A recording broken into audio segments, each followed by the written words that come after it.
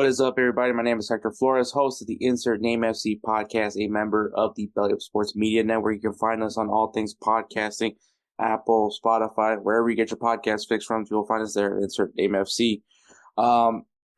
Video versions of this podcast are available in two places on the Belly Up Sports YouTube channel. That's how you can watch the full video version of this podcast. And, of course, you can also watch it on Goals TV, GOLZ.tv. It is an amazing streaming platform that is just strictly soccer content here in the U.S. Also some international stuff as well, but we do talk about MLS, U.S. soccer, also football across the pond. So I think it's especially if you want to know the American perspective of the game, that's where you could definitely find us. And you'll find me there as well with some of the original content at Goals TV, so be on the lookout there. But yeah, make sure you also follow us on social media, on Instagram and at the X at Insert Name FC. We do have a TikTok, but I just haven't really had time to make reels as of lately, so that's kind of why I'm not really promoting it that much as well. But yeah, this past week, obviously, MLS kicked off. Not the start that I was hoping for the Houston Dynamo, but I'm not particularly mad. I'm not as mad as other Dynamo fans are. I think obviously the first goal that the Dynamo gave up was a bad pass by Ethan Bartlow. Definitely that one is inexcusable. But the goal that I think everybody's kind of questioning Tarbell's status as starting goalkeeper, and we should probably try to bring back Steve Clark. That one was I'm kind of like, yeah, maybe not. Maybe came out as lying a little too early, but aside from that, there was nothing you could do at that point. The guy was definitely it was gonna be a 1v1. I know by the way, Fetty, solid performance on his debut. I don't know. I have some questions obviously for the Dynamo. I think questions that kind of followed from past season, and that's even including when they had Ache and Poco Garcia. But aside from that, I don't think it was like, first of all, it's match day one. You know, we'll have plenty. There's plenty of soccer to be worried about, so I'm not necessarily too worried about it. But I think Tarbell's fine. I think people are overreacting at this point, but that's what happens, right? When your league's back on, you got your overreactions and all that. But aside from that, though, I think so far match day one of MLS has been pretty entertaining. We'll see how this. Because as of right now, as we're recording, it's Sunday, so I'll be definitely very heavy under this Sunday night soccer because it's going to be the new team, San Diego FC, taking on the LA Galaxy, the team that won the MLS Cup last year. So that's going to be a huge one, but I'm going to see how their production looks. Unfortunately, if you guys didn't know, me and Jose, we did a live stream for the Texas Derby because FC Dallas, Houston Dynamo, and I had some technical difficulties, not from my setup, which is funny because I was using my phone and some AirPods, so that was basically my setup for that. Because if you guys see my room setup right here, my TV's over here. If you guys are going to watch, if you guys are not watching the video version, my TV is like over here. So if I was to be watching the match, I would definitely not be. And I think right now you could have heard like the fading from the mic because as I'm going over here, that's how I would have to be watching the game, and obviously I don't think that would look appealing. So I decided to put my my phone up on a tripod and use my AirPods as a mic. And aside from that, I think it came out fairly well. So but yeah, I had some technical difficulties as far as trying to watch the second half of the game. The first half I was able to watch it pretty effortlessly. Second half, maybe it was my fault at the same time because I switched over to MLS 360 just so there was some games going on while we were talking about halftime. But when we were switching back to the game, was not able to make the switches. So I had to watch the rest of the game on MLS 360, which, if you guys don't know what MLS 360 is basically this setup where they're discussing. It's basically them discussing the matches, but they'll immediately go to a game if there's a key highlight. and then just have like a game randomly on till something happens. So I think if you're not necessarily a fan of an MLS team and you just want to be able to watch, maybe don't have a particular match that you're interested in, MLS 360 is the way to go. But anyways, but yeah, we had a stream. I think it very well. Also, congrats by the way, Goals TV, 1,000 subscribers on their YouTube channel. Congrats to them, man. It's a really good accomplishment.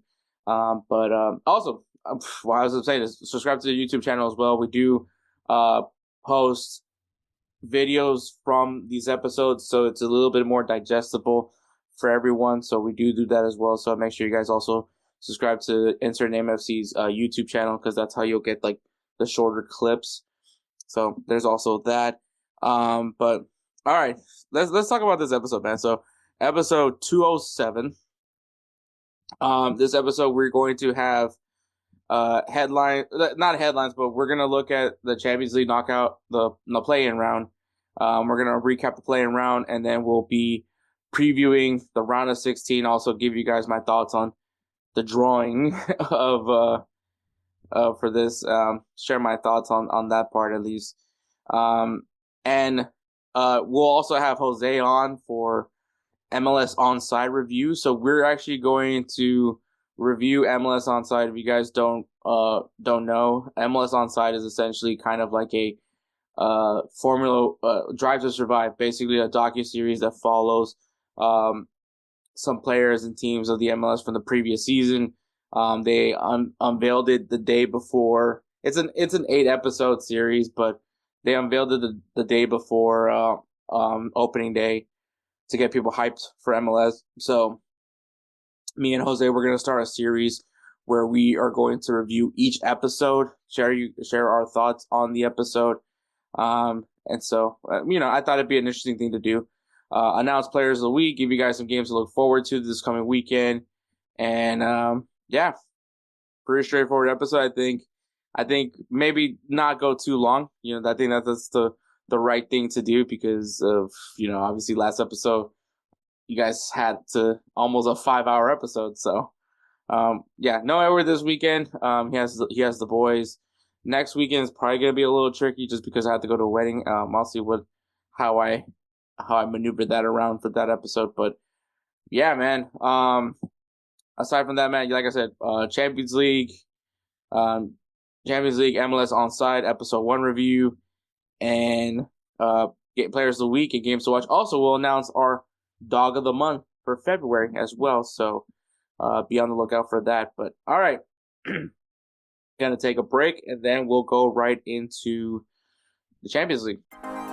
Let me tell you guys about Belly Up Sports. Belly Up Sports is the internet sports bar. Go ahead and check out their website, www.bellyupsports.com, to read some great articles from great writers all across the country, from hockey, baseball, golf, soccer, you name it. Belly Up Sports is the premier, not your average website. All right, guys. So the Champions League play-in round is officially over. My thoughts on the play-in round as a whole, because obviously when I was supposed to talk about this, I got very much sick and couldn't really talk about it. So I'm going to share my thoughts about the play-in round. I think the play-in round is perfectly fine. I think so far, if I had to say as far as with the league play, I think it was really good. I think Champions League was very much different. You saw teams rise to the occasion with this new setup. I think that as far as a club perspective, you can't really complain now. It's very much wide open for anything to happen, and I think that that's exactly what we got. We got teams that we didn't expect to finish in the top 8, finish in the top 8. We had teams that were in that play-in section from 9th to 24th that we would have thought we're going to be in a better position, or probably be in a worse position. And I think that makes it a little bit more interesting. I mean, this is the first Champions League that we ever see Real Madrid get 3 losses. I think that is, it just tells you how different you have to approach each match. And, but I don't think it's necessarily over for certain teams. I think, now that you're in the knockout, in the knockout round, past the league play, this is where the teams that are, tournament proven, can showcase what they can do. And I think right now having the playing round, adding an extra game element, I think it's a sort of I think it's an ongoing argument, right? For essentially the guys that get an extra game versus the teams that get kind of like a break, right? The rest versus rust argument. The teams that were off for this playing round, they got time to. And I mean, obviously they're not off because they still have league play and all that and such. But I think is it more beneficial for a team that gets form off of a really positive result, or would it be or would you prefer them to just play right into the round of 16? I think it's an interesting element. I think we'll see maybe if any of these teams that have won in the playing round, go and make deep runs into the Champions League tournament. It'll make a strong argument that the rest versus rest. Do you want to be the team that goes on break? And this isn't a new conversation. This is a conversation that's been had in American sports. Obviously, we talk about the teams that get the bye week in the NFL playoffs. We talk about teams that get get a bye in MLB postseason. NBA doesn't have that. They have like a interesting play-in tournament, which Liga MX kind of copied off of. But anyways, that the question will always be, is it better to have had that to be playing already, or that break? Is it important? Because I think it can both sides have its value. One, you're playing, you're having, but obviously in MLB, those leagues, that's it. You don't have anything else going on. You don't have like another league going on. You're just playing this tournament. So I think it's a little bit different. I think that element that argument goes by the wayside, but I do think where you're not thinking too much about maybe that's a positive for them, right? Because you're not really thinking about, you're not stressed out. You're just focused on your league at that point. You come back, you feel maybe not as stressed as the teams that were stressed, depending on how their matchup went. But aside from that, I think all in all, I liked this format. I think it was a good response to the Super League. And I think it was warranted. I know I said a lot of jokes about it, but I think it was more so, not that I thought that this league form, the issue with the Super League was always the exclusivity part. This is not exclusive. Like and I mean there is teams in here that had the Super League been a thing, we wouldn't have seen here. So I think that is the argument, and I think it's a fair argument. But all right. So the first play-in round we had 14th place PSV. So I'm going to do my best to keep their place on the league table on them throughout the Champions League, just to gauge an idea of like how far this team went to get to where they are. But we have 14th place PSV beating 20th place Juventus 4-3. The first leg went 1-2 in favor of Juventus. But then PSV wins it 3-1 going into extra time. Which obviously, if you guys are watching PSV, is probably, well, if you watch PSV, either you're a PSV fan or also you're an American fan, a U.S. soccer supporter, because obviously they have a lot of they have some U.S. soccer players on that team. Unfortunately, Pepe is no longer playing for PSV as he's dealt with an injury. But aside from that, though, I think solid performance by PSV, able to knock down Juventus, which Juventus says it's been rough for them these past couple of years, but I think still, if you're PSV, you're like, we just beat Juventus. I think that's a lot of confidence going into that next round, whoever they end up having to face, depending who they have to face, that could be really big for them. But aside from that, positive result for PSV. 11th place Real Madrid beats 22nd. Can't believe I'm saying this. 22nd place Manchester City 6-3. Not that I can't believe Real Madrid beat Manchester City. The fact that Manchester City is 22nd going into this, but Real Madrid once again shows that why they're a class above when it comes to Champions League. Probably the league stage wasn't the best result for Real Madrid, but I think once again, this is a tournament. Real Madrid is Champions League heritage. At the end of the day, you may change the rules, but the cream always rises to the top in some sense. The first leg which was in Manchester, was a 3-2 win for Real Madrid, a comeback win, by the way. I know a lot of people were taking jabs at Man City fans for putting up the tifo, of saying like something along the lines on stop crying, which had Rodri with the Ballon d'Or.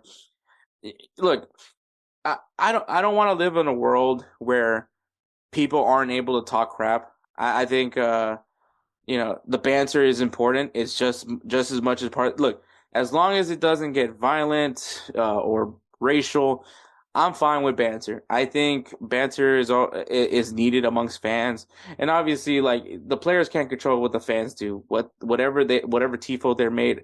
I don't know if I'm sure Man City has to approve the tifo before they can put it up, but I think at the same time, I'm sure they saw that and they were just like, yeah, let's do it. And I mean, that's perfectly fine. It's banter. It's perfectly fine with it. I'm not shaming Manchester City. Um, Obviously, the part of it at the end of it all is making sure that your team hopefully backs up the banter. And unfortunately, that just wasn't the case. The 3-2 comeback win, and then obviously Real Madrid just putting I mean, you had an Mbappe hat trick in the second leg. I think it was once again just Real Madrid showing why they're the.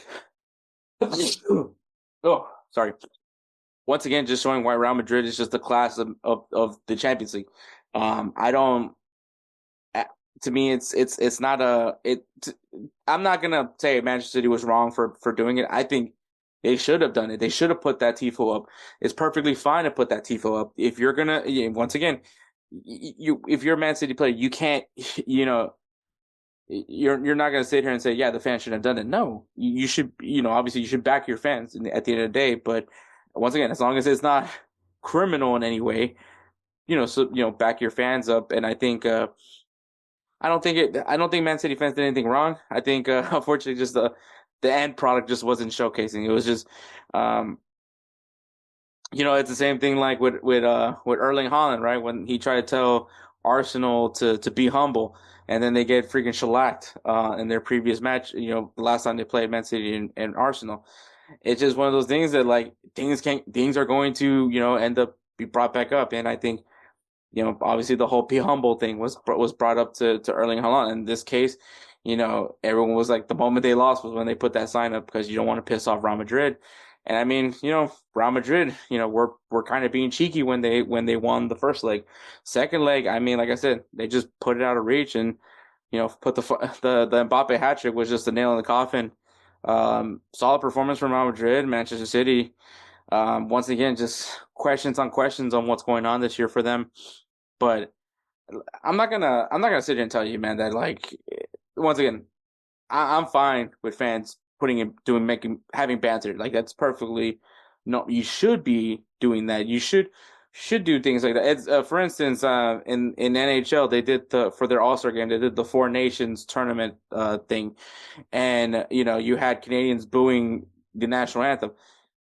That's perfectly fine. I'm perfectly fine with it. I think, once again, it just goes to making it a rivalry, especially in hockey. USA and Canada are rivals. Obviously the regular, I guess like the tournament play game. I don't know what it was. I guess the first meetup, USA beat Canada, but then Canada ends up winning the Four Nations tournament. Um, I don't know how that worked, honestly, but. I think like that's what you need to do. It makes it entertaining. That like the fans do provide an entertaining element, and I'm fine with banter between once again as long as it doesn't get to fisticuffs and it doesn't get to any racial derogatation any derogatory terms of racial or even other touchy subjects. I think it's perfectly fine. I don't think it's the end of the world by any means. It's just at the end of the day, your team's got to back it up. So and I think that's the end all be all, right? Hopefully your team backs up what you're saying, and Man City didn't. But um, aside from that, man, I'm perfectly fine with it. I don't think anybody should be mad. I don't think anybody should be really like, oh, this is not classy. Like I'm perfectly fine with it. I think it's funny when people tell Manchester City to act like they've been there. I hate that phrase, man. Act like you've been. Yes, Manchester City has recently had a lot of spoils, but like this is still, I would say, okay. If you're born into this, then this is definitely never new. But I think if you're like that fan that was there when they were really before the money came in, yeah, I'd be bantering like just like the Kansas City Chiefs fans, like like they can talk all the trash they want. They know everyone hates them right now, but they're gonna talk trash, so it's perfectly fine, man. Aside from that, Real Madrid beats Manchester City 6-3. That's all I gotta say, man. That like I think also the thing was that people were trying to compare Manchester City to be like the new Real Madrid. There's no one that's gonna replicate Real Madrid. I'm sorry, that's just point blank, not gonna be done, at least at the level of Real Madrid. That's gonna be my argument. Unless I mean, who knows what happened when Fiorentino Perez leaves? But um, everyone wants to be Real Madrid, but no one can be Real Madrid. If that makes any sense. But moving on, 15 plays Paris Saint-Germain beats 18 plays Brest 10-0. This was it was cute, Brest. It was really cute, and I was rooting for you guys. I really was hoping because obviously, the PSG hate is pretty strong for many people. Not that I care too much about PSG, but hey, man, PSG. There's a reason why they're doing what they're doing right now in Ligue 1. Obviously not the best league play for them in the Champions League, but I think obviously putting themselves in a better position in 15th place. Um, you know, it's not a bad place for them, but yeah, they luckily got to go up against a league Onside. That I think that's the moral of the story. They got to go up against someone that they're very much familiar with. They said we know how to beat this team, and they beat them soundly. This was the worst beating. The fact that Brest couldn't even put up 1 point, and PSG just 10-0. I think that just sums it up. I don't think there's anything else much else to be said, man. But yeah, that's rough, man. 24th place, Club Brugge beats 9th place at Atalanta. So this is the top team as far as the teams that didn't make the qualify for the bye. And yeah, Club Brugge is the worst team. The team that was the last team to qualify for the knockout round, for the play-in round. And wow. And I think this is what we were hoping to see. This was what we were hoping to see, some upsets, some clear upsets, different in two different leagues, right? You got the Serie A, who I would argue is on the rise, and then you have Club Brugge from the Belgium league, which I think is a league that many people are just maybe not thinking too much of, unless you're a fan of the Belgian league. And I think that Club Brugge came in with a chip on their shoulder, coming in knowing that they were the last team to qualify, and they got the job done. They're moving on to the next round. Atalanta, um, yeah. The positive for them is they can focus on the Serie A now, and hope that they can try to win the Serie A. But yeah, that's all I gotta say. Club Brugge, man, really good shift, man. To stand tall against a team like Atalanta, I think is a good thing for them. 16th place Benfica beats 17th place AS Monaco 4-3. Yeah, Benfica, obviously got a 1-0 result in the first leg. Second leg was a 3-3 draw. Monaco was definitely much trying to do what they can to move on, but if Benfica's putting in the same amount of goals as you are, especially with a 1 goal advantage, it came in. Benfica was playing their hearts out, man, and that's why they're moving on to the next round. And then 10th place Borussia Dortmund beating 23rd place Sporting Lisbon 3-0. Won the first leg 3-0. Didn't have to do much the second leg. I think that's a positive for Borussia Dortmund, especially for the way their season's going. To have that kind of result, that's good for them. And then we have 12th place Bayern Munich beating 21st place Celtic 3-2. First leg was a 2-1 win, and the second leg it was just a 1-1 draw. Like once again, Bayern Munich just doing what they needed to do to move on to the next round. Had that goal advantage, and they knew that they stayed in. And I think Celtic, props to them trying to put on a good shift. Another team that has some American players, Trusty and Kevin Carter Vickers, but Bayern Munich also another team that I think is very sneaky good this year. So, well, I mean, not even I don't think it's sneaky good, but it is something to point out. And the final one is 19th place Feyenoord beating 13th place AC Milan 2-1. Feyenoord, you lose Santi Jimenez to go to AC Milan, and you beat Santi Jimenez and AC Milan, and I think that's you can't make these storylines up in this game, and I think that this was a really cool thing for them. Obviously AC Milan, you added Santi Jimenez, which is a positive. I get it. Alvaro Morata, he goes to Galatasaray. I think that's where he went. Um, you know, but you didn't address the defense, man. The defense was such a big problem this season, and that's what hurt you at the end of the day. You just once again in the final moments have lapsed, and that's what happened. And Feyenoord was able to capitalize on it. I also want to point out for Feyenoord, their defender Givairo Reid is going to be off the first leg for a red card.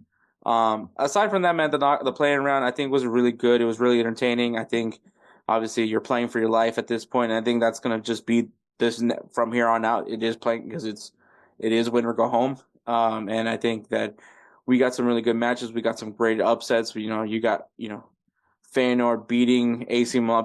Not only did they send their best player to AC Milan, but now they still got the result. You got Bruges, probably the ultimate upset going up against Atalanta, just as far as standings wise. Really positive result for them.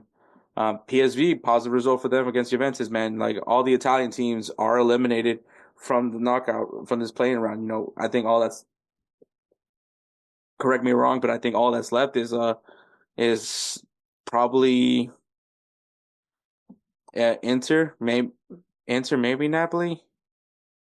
No, just Inter. Yeah, Inter it is.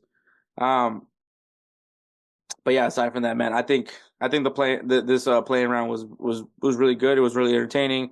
I was all for it. I think that this format is perfectly fine. As much as I miss the groups, I think that this format is perfectly fine. I think that having it like that, I love that they're basically just mirroring it. From just going down the wire. I think that that's how it should be done, especially for this playing round. So very entertaining, solid. I think we'll see how this tournament goes on in the next couple of years, but I think these changes were done and done well, so I'm perfectly fine with it. But all right, round of 16. So there was a draw, and there's only one draw that they're doing this year. Um, so we're not going to have another draw after the round of 16 to decide the quarterfinals and anything like that. So the uh, drawing was interesting. So just to explain it, they kind of had the bracket very confusing, I think, to many people.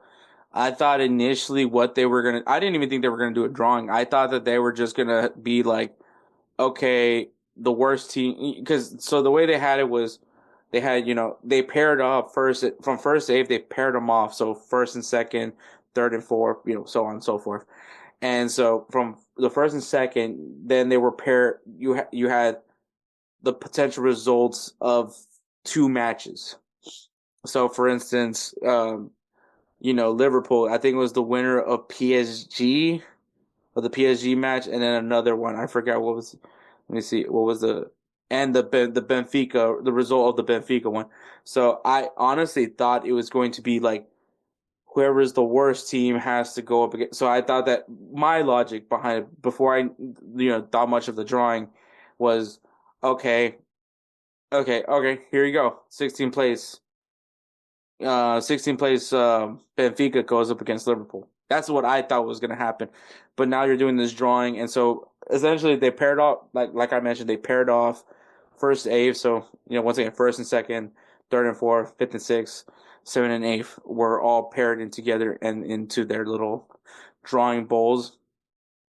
And the drawing would just decide what side of the bracket you would be playing on. So if for instance, they, for the Liverpool and Barcelona one, they did the drawing, they pulled the ball, and the ball came out PSG. So that means now Liverpool plays on that side of the bracket. So they had two different brackets. Obviously, one side had PSG, the other side had Benfica, and so then Liverpool gets PSG, and then obviously Barcelona then gets Benfica. They also did some other drawings, which was to decide the home fixtures for the future rounds. So winner of round whatever, winner round 16, winner 3. I think that's how they had it. So for like the quarterfinals. That's how they had decided who's gonna be who gets to host the first leg and who hosts the second leg, and they also did that for the semifinal. Obviously, the final doesn't get one, but yeah, so that's how they did it, and I think it was just too confusing to me. I think having to try to explain it, I give props for them for like keeping you trying to get you involved with the drawing. Like if I had to tweak anything, I would honestly just say, all right, you have first through eighth, perfectly fine. And and just once again, you have like the all the teams that just played in the playing round.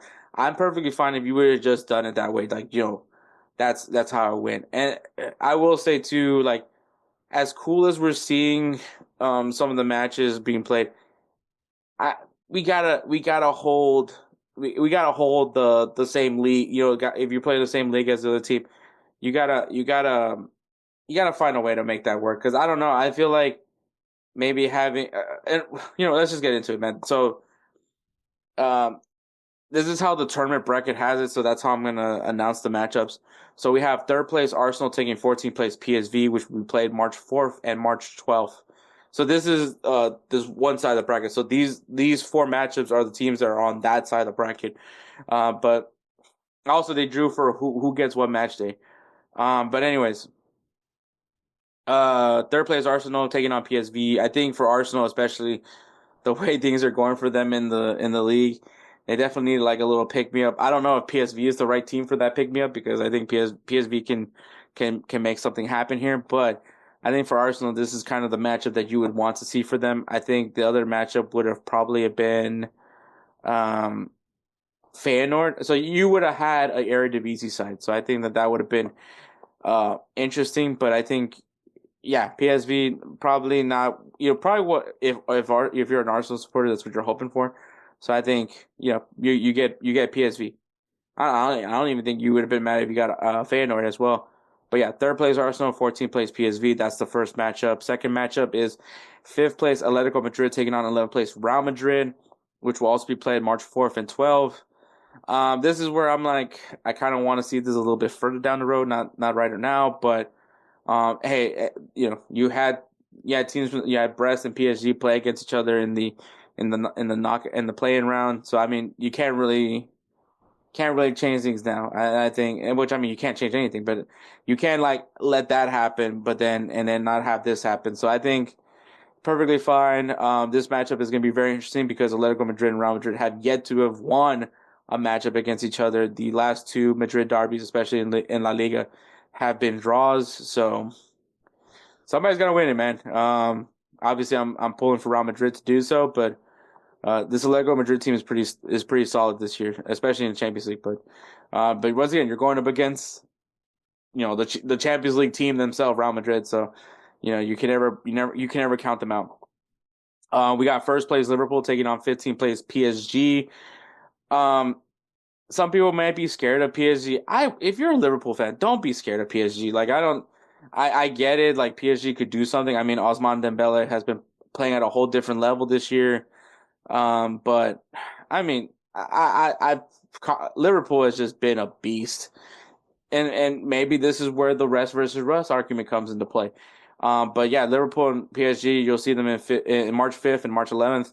I think it's going to be a good matchup. I can't wait for it. But yeah, it's going to be a good one. I'm not going to complain, man. This is going to be a good matchup. I think Liverpool still handles themselves pretty well. They came off of a big win against Man City. I don't know if you can keep saying big win with Man City, but for them it means something. So I think that they're still playing in good form, and we'll see how they do against the likes of PSG. Eighth place Aston Villa taking on 24th place Club Brugge. If you were Club Brugge and you were Aston Villa, you wanted this for both sake. But you'll see them on March 4th and March 12th.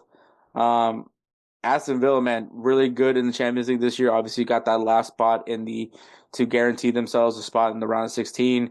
Club Brugge just beat Juventus. I think they're going in with some big confidence. Aston Villa, can't really tell you much, man. The league play, give or take. Obviously, you guys know I'm a big fan of Emi Martinez. I think the guy's a dog.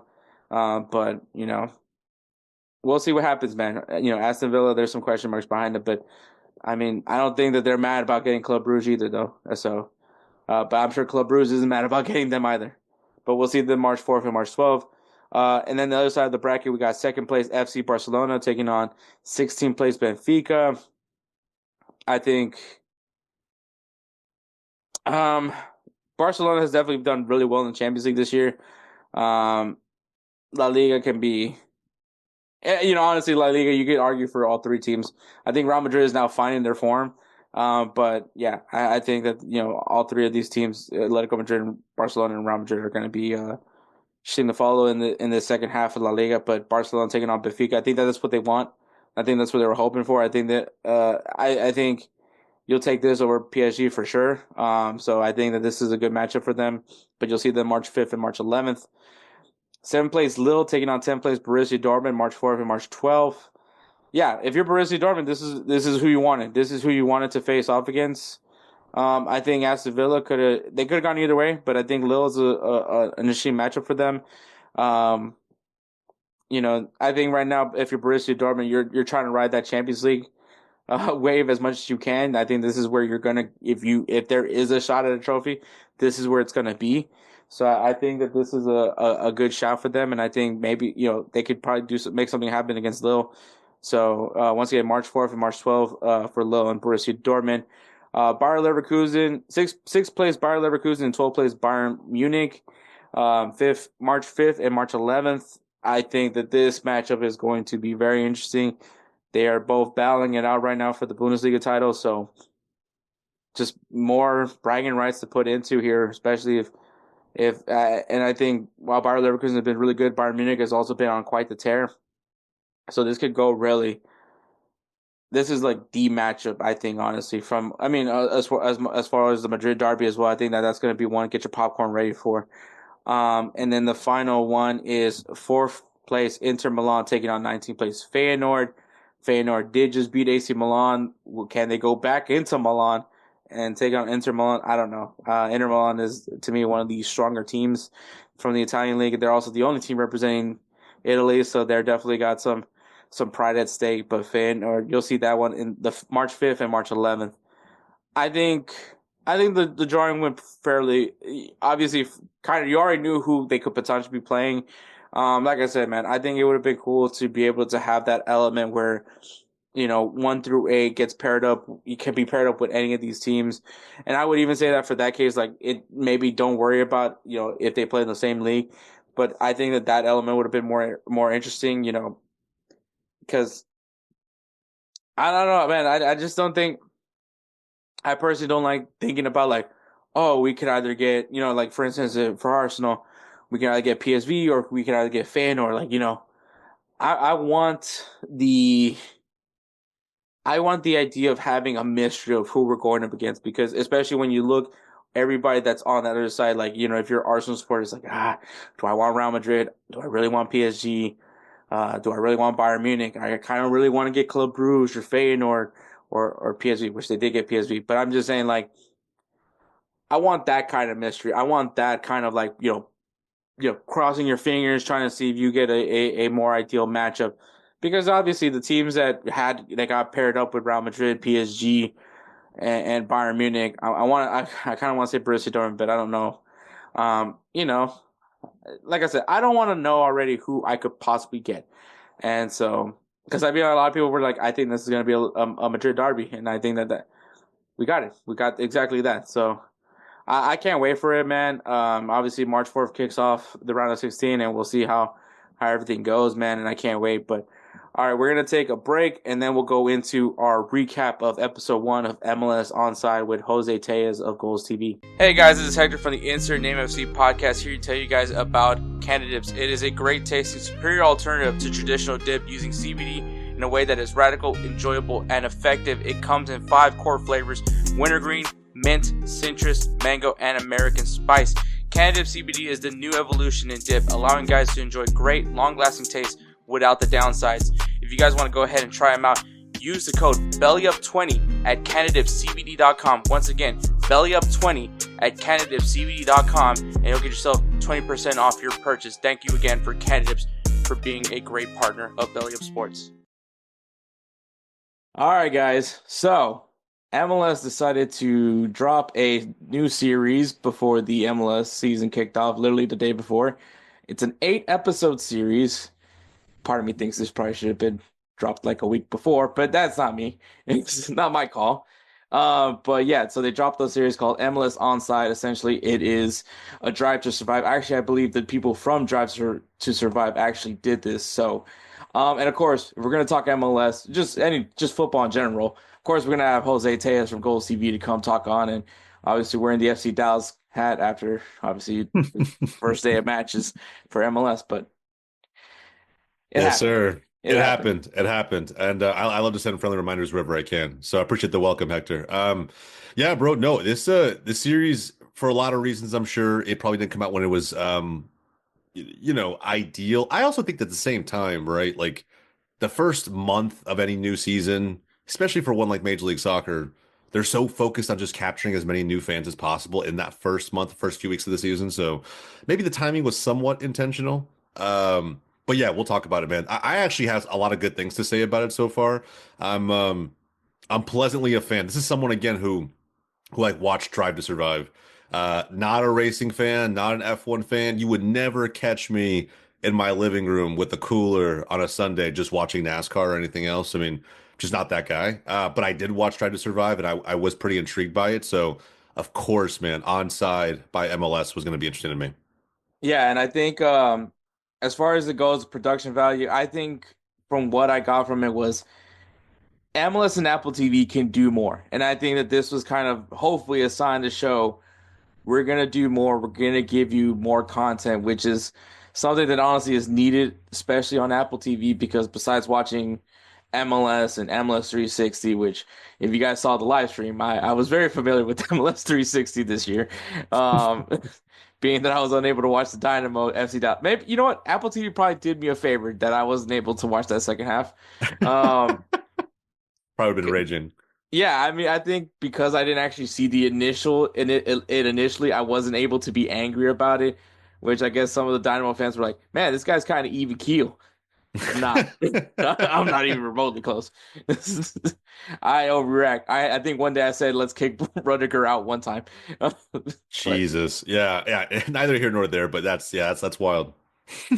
obviously it's not true. I say things, just like when people drink alcohol, we say a bunch of dumb stuff, and obviously we don't mean it.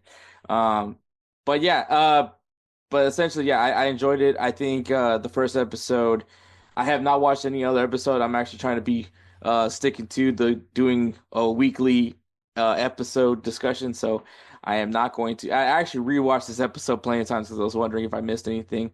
But aside from that, man, yeah, I think the production value is great.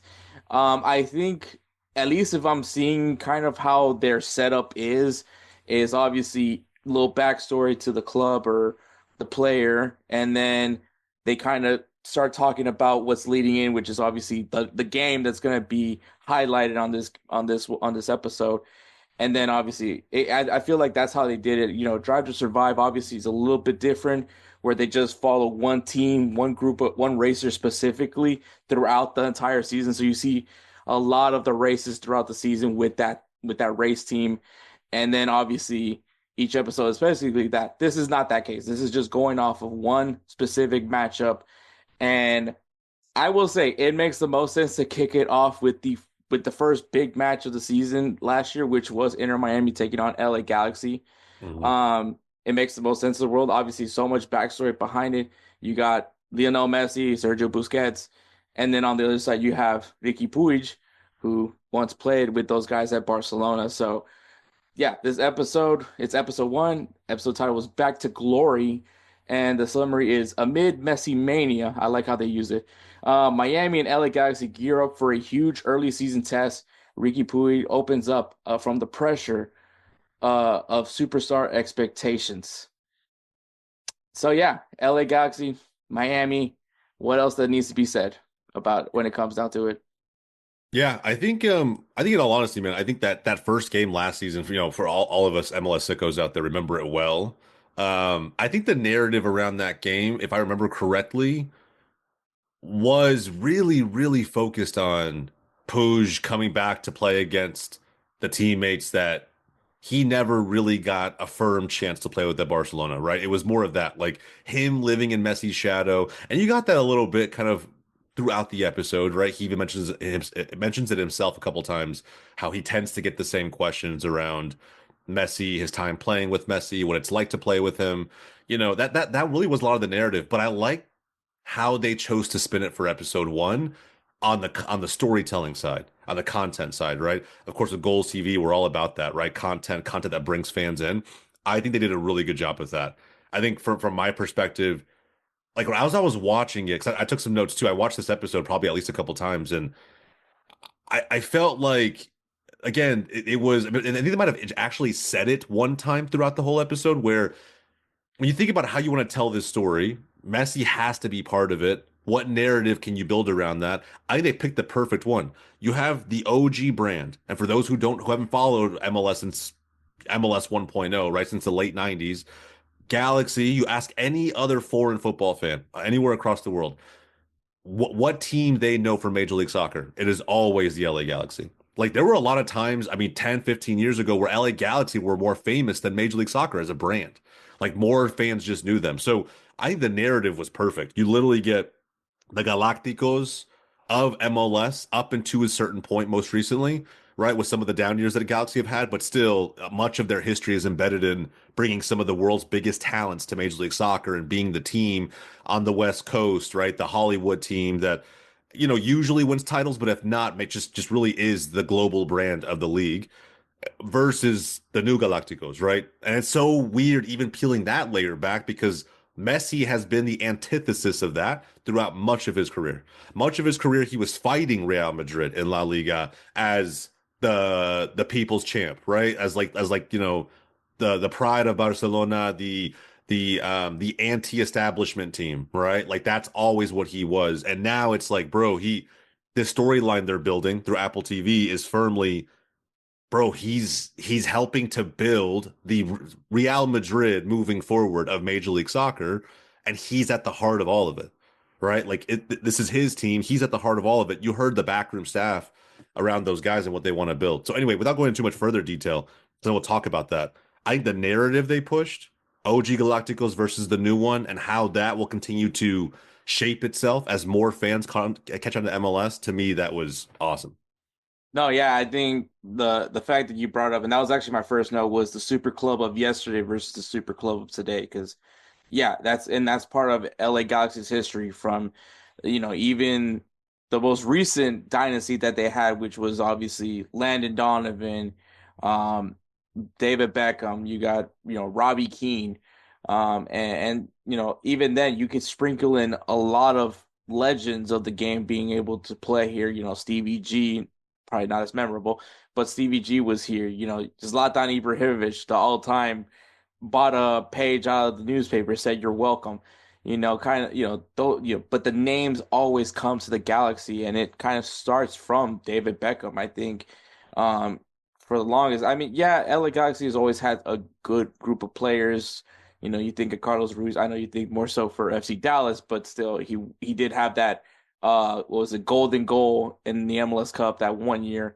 Don't remember Hmm what year it was, but it was back when they had the yellow kits, the OG yellow and green kids, which makes me think of Kobe Jones more than anything else.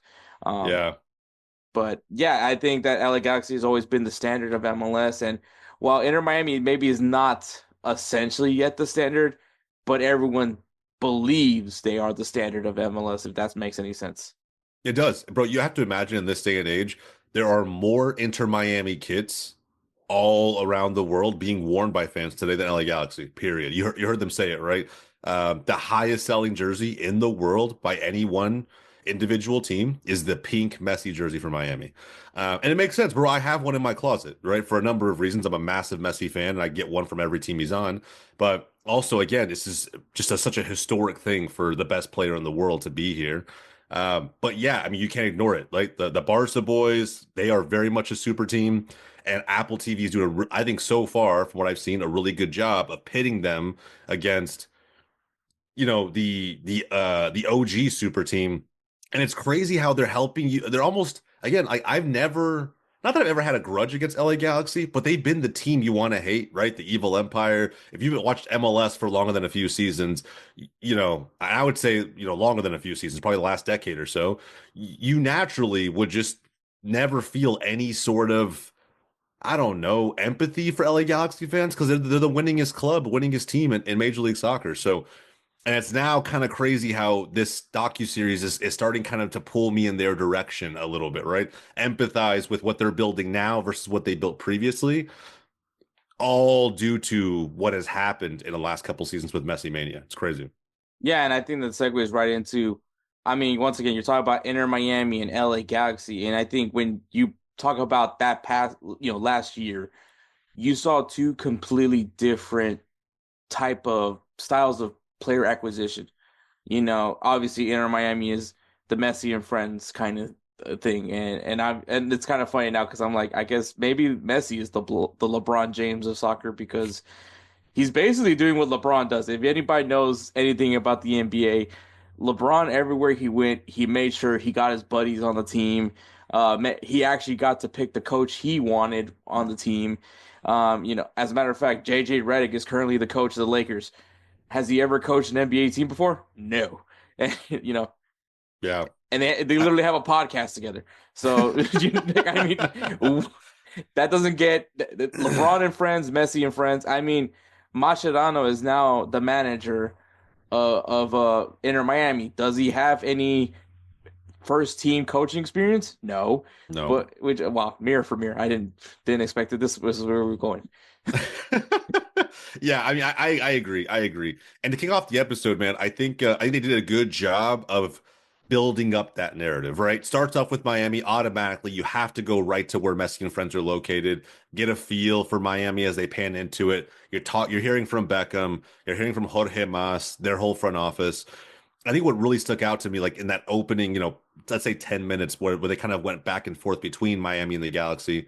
I think Miami first, right? Even right? Herculez Gomez kind of sets the table for it and just says, it shows you what they're going after, right? They have to win it all. And if you don't, it's a massive failure. And we'll talk about that, right? I mean, we all know what happens at the end of the season. But I think building up to that point will be really interesting because I think Miami had a very up and down 2024. Anybody can kind of tell you that. Messi was out for more than a few games. The way a season ended and playoffs, all of those things kind of built. We're building up to that, but with setting the table, they show just how much pressure is on this team now to win everything, and I think they know that, right? They also mentioned the players know that. That's been the case everywhere they've gone. Can't think of whether it's club or national team, every place or any place these players have played, any match they've played as a professional over the last 10 to 15 years has meant quite a bit, right? For just even retaining their status as the best group of individual players on the planet. So and then again, going back and forth between that and Will Kuntz talking about what the Galaxy used to be versus what they are today, and the strategy behind it. And again, we're getting to hear this from the person who should have won the MLS front office member of the year. He didn't. I have no idea how anybody from Sporting Kansas City won that award. But here we are, right? Will Kuntz kind of breaking it down for us. And yeah, man, I think he described perfectly. If you hadn't watched MLS ever, you just want to know about the Galaxy, I think he gave a great history lesson while also showing you how that strategy has completely gone the opposite direction over recent years, really out of necessity. Yeah, and I mean, obviously, when we were covering last year, we talked about what LA Galaxy was doing. We said it was no longer the days of the evil empire acquiring older, you know, icon players in some sense. If obviously maybe use the word icon a little loosely on that one, but Yeah. players that everybody knew of, LA Galaxy-esque. Like this is the guy that's going. Like no, if you heard a big name, that name was going to the LA Galaxy. Obviously, even in during like kind of the dip in the LA Galaxy, they went and got Chicharito. They were going after the names. I mean, Douglas Costa, even though that panned out as great as my last diet. Like it's just kind of what it was. But and I think that was honestly what he said. He's like, yeah, we're gonna go for some good signings, but we're not gonna we're done with the whole old guard. Let's go. Hmm. Let's get young and let's get fast. And they did exactly that when they got Joseph Paintsil and Gabby Peck, which those guys were instrumental not only for the LA Galaxy but also to develop Ricky Puig, which LA Galaxy did mention. Their goal was to make Ricky Puig the guy for LA Galaxy because they believed in him, and I think that is kind of where we go into Ricky Puig's like backstory for his time at Barcelona. And obviously, you're the Barca fan. You're the one that I'm sure you knew of Ricky Puig, and I mean I knew of him as well. But obviously, he was still that guy that was coming off the bench. But you saw La Masia, like I mean, he's your typical La Masia graduate, and unfortunately, just has a fallout with Barcelona. Yeah, man, I think it was interesting how they chose to tell that story, right? The only problem I had with it, excuse me, the only problem I had with it was the beginning narrative. Like this idea that Ricky Puig was legitimately one of the best youngsters in the world, and he was rubbing shoulders with Messi, and I don't know what you were doing at 18. I was in high school, but he was kind of again, almost Lamine Yamal type of hype out of pundits and personalities here in the US and in MLS. Whereas I think if you really followed this club, Ricky Puig was not necessarily on any strong path to being the future of Barcelona. That was never, it was supposed to be there. And even like other guys similar, right? Like a Sergio Roberto, for example, who did make a significantly greater impact at Barcelona than Ricky Puig. And that just tells you everything you need to know about Ricky's career. It's not that he wasn't good enough. I think Maurice Edu in the episode mentioned something like it something was missing. And that's kind of the best way to put it. Is like Ricky had a lot of the technical qualities. He had, I think he grew up in La Masia. He knows exactly what's expected of players who come through, make it to the first team. He was, I think, at on some level, kind of good enough, but kind of feels like Pablo Torre right now for Barcelona in a sense that you're just never going to really see him play. Like he's a good baller, but whether it's due to physicality, mentality, something in between, he just never really had it and was never able to crack into. Yeah, sure. One of the best teams in the history of the sport. Messi led. Busi was still in his prime, right? Albo's still there. Suarez, all these guys. I understand that, but I just feel like, yeah, I'm not underrating Ricky Puig. I think he's a fantastic player. I want him to stay in MLS as long as possible. I just think some of that narrative was a little bit of fluff, a little bit of marketing, a little bit of hype. When in reality, if you watch La Liga, he just didn't play all that much at the end No, of the day. and I think that's exactly it. I think he was he's not bad, but obviously he's not starting 11 of Barcelona. If it, and I think still as far as like as a player, and I think he comes in, as soon as you saw him on the MLS pitch, you saw a guy that was just very much ahead of everybody else, and that's more towards the development that the U that just kind of dictates more about the development here in the US, where he is very technically sound. Obviously, Spain technical ability is always going to be overvalued over athleticism. Not saying that Ricky Puig is not athletic. I mean, the guy was still playing on a torn ACL. I don't think any regular human being could say they could do that.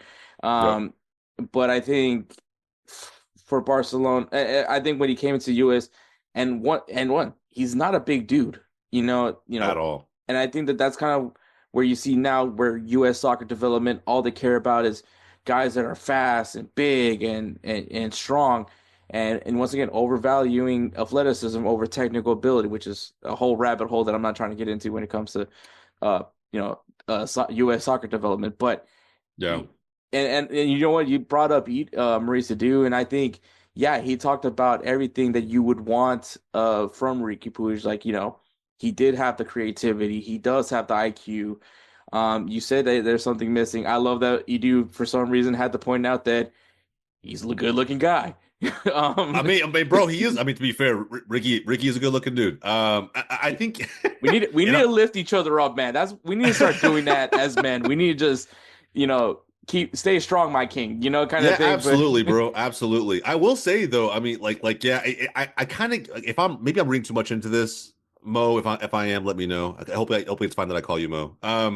I think with what he was saying was like it almost feels like it's on brand for the Galaxy. It's almost like what you expect of a Hollywood team. Like they're just gonna be like the prettier of the bunch. They're gonna look like, maybe little male models or whatever. And Ricky, bro, to talk about little, right? Like not just seeing him during some of the photos and still images of him during his rehab, but like even bro, seeing him like again, whether they were cooking out with the carne asada or they were in the locker room before the game started, he's even smaller than I kind of see on the pitch when you watch him on screen. Like the dude is tiny, bro. Like it's honestly amazing he made it through the entire 2024 season, and really probably only got this season long injury just due to sheer workload and minutes. I mean, he was everything for the Galaxy. So, but bro, he's even smaller than I anticipated, which I think says everything it needs to say. Yeah, and once again, I think yeah, I think that this was kind of MLS's way to take jabs at Barcelona because obviously they have the storyline that Xavi was the guy that kind of pushed Ricky Puig. I also probably contextually as well, Barcelona was going through quite the financial struggle at the time. Obviously now they're in a better place. We had Hoffet here saying that you guys are back into a 1-in-1 ratio for your guys' spending, That's been which forever, by the way, since we had that. Most clubs have that. We haven't had that like half a decade, so that's a huge W. So context wise, at that time, Barcelona was trying to offload as much as they can, what meanwhile trying to retain. And unfortunately, I think Ricky Puig was a guy that was good enough that was gonna get offers, and in Barcelona was viewed as not as big of a loss, kind of similar to like Cucurella, the list of names of other guys that ended up leaving Barcelona due to a Hmm. similar reason where you guys are good, teams clearly like you. We don't necessarily need you. I think we have something here, and I think that that's kind of what happened for his case. So I don't think it was necessarily him being pushed out. Obviously, the narrative is that Xavi, which I'm sure at this point any Barca fan will still want to forget his time as a manager. I mean, you still want a La Liga, and despite all that, Yeah, I will say I actually was someone who real just for full context, right? As a Barcelona fan, I was one who said our time with Xavi needed to come to an end, not because of he was a bad manager. In fact, statistically, and even with trophies in his first 3 seasons as a manager, he's done more than most managers who have come through Barcelona. I just felt like he hadn't been experienced enough as a manager to help get Barcelona back to what they were identity wise. I don't think so. I think Xavi understands how much pressure there is to win games at Barcelona, and he cared most about that. So did the board. And at the end of the day, so did the majority of fans. But for me, the identity of this club, how we choose to play the game, means the world. And for that reason, I thought it was time to move on. I don't want to go to the whole Hansi Flick conversation because like, obviously it's worked out really well. But I think at the time, that is the context that you were talking about, Hector, is bro, we had to get rid of players. And here's the thing. We have struggled with this over the last 5 years for a number of reasons. But one of the biggest ones is that, bro, without sounding like Barcelona is just at the absolute best club or destination for any player on the planet, it legitimately is in a lot of ways that have nothing to do with the football being played over there. Barcelona is just, frankly, a fantastic city to live in. The weather is great year round. It can feel like a vacation. There's so many players who we've tried to push out over the years, and it's been very difficult to get them to terminate contracts, to get them to agree to some sort of an extension that sees them exit the club sooner or prepares them for a market bid. Right, the most recent one, Dembele, before we sold him to PSG.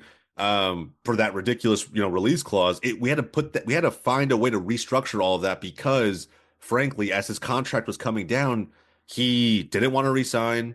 Barcelona was going through a number of things. We were threatening to put him in the stands. There were a lot of rumors Ricky Puig wanted to stay at Barcelona. He didn't see himself leaving the club. It was his boyhood club, the town he grew up in, very comfortable. So there was a lot of change happening, and I think the board had to make tough decisions. What I didn't like about the docu-series was they made it seem like it was more Xavi's fault than Barcelona's. I think it's the opposite. I think Xavi, one, played with Ricky Puig at least a little bit or saw him come up in the academy. Xavi's always been a very big proponent of La Masia. I don't think it ever would have been a personal thing. And I don't think he ever would have agreed with pushing him out the way that they did. I think it was more the board of Barcelona saying, hey, we don't have a choice here. Our finances need to get corrected ASAP. He has to go now. Do whatever it takes to have him out the door now. And that's the way it played out. But for those who aren't familiar or want to demonize maybe Barcelona or Xavi, I just want to make sure you guys are pointing the finger at the right person, so to speak.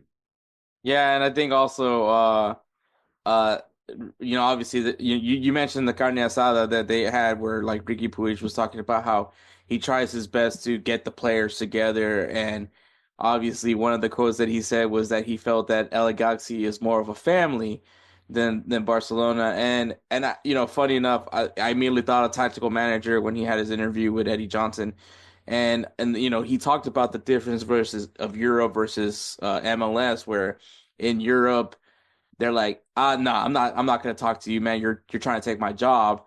Versus here in the MLS, it's like, hey, let me grab your keys for you, buddy. Like, kind of Yeah. thing. And I mean, obviously, I can't tell you. I've never been to Europe. I don't know what the mentality is in Europe is as far as a club goes. And obviously, we know it's a more competitive product, obviously. But MLS, I can definitely give you a good idea of what's it like to be in a locker room there, and it is very relaxed. And I don't want to say it's because it's the lack of pressure. I think that that's dumb. I mean, you're still competing. Your goal is still to win a championship. Um, I think as far as American sports, I think it's always been the locker room is kind of like your safe haven.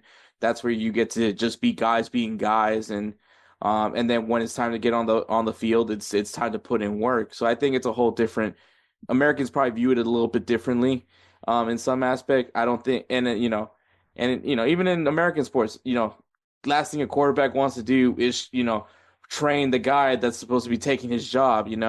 So it's the same thing in everywhere else. But I think for Barcelona, and maybe because of how relaxed that locker room is, it is more of a family. Once again, I can't tell you what the Barca locker room is like. I've never been in the Barca locker room, but it does. Man, but I think it's great for Ricky to, if he's going to be the guy for LA Galaxy, to be able to, invite guys to his home and uh have a Spanish dish that apparently the meat wasn't as good as the ones in Barcelona. So Yeah, I caught that little jab too. I was like, well, I mean, at the end of the day, we like it, so it is what it is.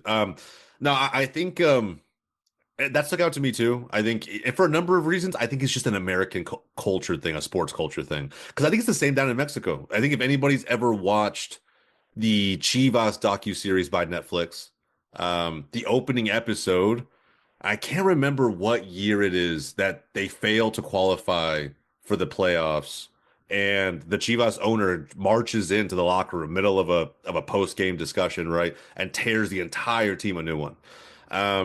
The owner, right, not the manager, the owner coming down and basically making it about the investment he's made into them as a unit, into that team to make sure they can win and do all these things to the fans, and how they're letting him down. I think that's again, right. It's this, I think, similar pressure that you might see in other countries where this sport is the preeminent sport. I won't say number one because number one means something to a lot of different people, but I will say the preeminent sport that's where the seriousness around it, the pressure around it is truly embedded into everyday life for so many people. Not that it's again, not to say it's not pressure when the time comes here in MLS. I just think that it's more of, we're going to accomplish this together. We can only do this if we're in it together. And that message all comes from the type of manager you have within your side versus the historical prestige of a club like Barcelona, and realizing that no matter what happens, no matter what adversity they face, they have to end up number one. Two is not acceptable. And on top of that, right, the biggest rival that you have is arguably the most successful club in the history of the game. So the pressure's on every single season. And that's just, for a number of reasons, whether it's not having pro rel or anything else, not the case here. So again, I wouldn't put so much focus on that. I just think culturally we're more welcoming, open to this as part of being a brotherhood to win seasons and win championships, versus we're just going to be the best team and that's why we're going to steamroll everybody. yeah, I think that's perfect for it. Uh, Righteous Felon Craft Jerky is the official jerky of Belly Up Sports. For over a decade, Righteous Felon Craft Jerky has led the American meat snack revolution by concocting delicious, adventurous, U.S.-sourced jerky recipes for uncompromising carnivores across the country. With 15 different flavors to choose from, Righteous Felon has all jerky lovers covered, and by using promo code BELLYUP, you will get 15% off your purchase at righteousfelon.com. Do your taste buds a favor today and rip into a bag of Righteous Felon jerky. But obviously, this leads to the game, right? LA Galaxy versus Inter Miami. I believe this was actually the opener for the MLS season. So, and there was a lot going on. Obviously, this is David Beckham's return to Carson, California, a stadium that literally has a statue of him from obviously the dynasty that he was a part of. Once again with Robbie Keane and Landon Donovan. Even though I kind of don't like saying that name, but. But yeah, obviously that's the big part, right? And once again, when you have to talk about Messi, you have to talk about David Beckham, because I don't think you get Messi if David Beckham doesn't come to MLS, leaving from Real Madrid to LA Galaxy, and then obviously part of his contract was, I need to own an MLS team at some point this year at an agreed upon number. And, that was what changed everything. He was determined to bring Miami a team. He got Miami a team. And, obviously, maybe not so great at the beginning, but the goal was always to bring Messi to Miami, and he got it done. And obviously, this leads into the great Messi / Miami, I'm going to keep it that way, glazing that we saw. Even the players were poking fun at it. They were saying, yeah, we're probably going to see a bunch of pink kids over at the stadium. There'll probably be more pink kids than white kids at the stadium. And I thought that it was funny that even the players know that this is what's going to happen. Yeah. And even, again, when I think when they talk about this too, you can see Ricky in the corner, right? Just kind of being like, yeah, I know, guys. Like, it's someone who, like, you felt like he had just been so experienced with this already, right? Like, anywhere Messi goes, he's just going to be the star of the show. And then you go take that into the game itself, bro. You can, I mean, the calls that were getting made, right? Like, again, right? Like hearing Greg Vanny mention to the sideline referee that, I'm willing to bet if that was Messi who got, hacked down that play, that would have been a yellow every day of the week, right? It's like, I would have put everything I have on it. It just shows you, right, that Messi mania, while I think it's calmed down quite a bit, you could just see how exhausting that whole fucking narrative was to start off last season and all the way throughout, right? Throughout the entire year. Doesn't matter what type of argument, even that we would make, right, doing content together, doesn't matter what obstacles were in the way of Miami. It's like, because they have Messi, they have this cheat code that's just going to allow them to win every single game they play. Doesn't matter who it is, doesn't matter what the context is. I think that in itself, if I was a Galaxy fan, I'd be like, let's just go in there and shut these fucking guys up, man. Let's just do it. Like, I want to go in there and just, I love Messi to death as a fan, but I would say this part of the first episode kind of summarizes my feelings about Miami throughout the course of the 2024 season. It was just so easy to make them the team that we all love to hate. And at the same time, the last thing I'll say is just, I now have this newfound respect for Greg Vanny. The guy should have won Coach of the Year last year. He just should have. Like plain and simple. Like, I would have loved to play for someone like Greg Vanny, and I feel like there's so many instances. It should have been the LA Galaxy sweep, man. It should have. It really should have been. Yeah, you really can't go from where they were in 2022 to how they finished. Literally, almost had the first seed, and then ended up winning the MLS Cup. Like, that turnaround does not happen without a good front office. And with a guy that the front office literally did not give up on. They knew that this was the right guy, despite the awful season that they had. And yeah, Greg Vanny, once again, like, we got some glimpses of how their training sessions are. Obviously, we don't get a full idea of how the training sessions were. Yeah. But yeah, I mean, I think he was the right guy. Obviously, former LA Galaxy guy.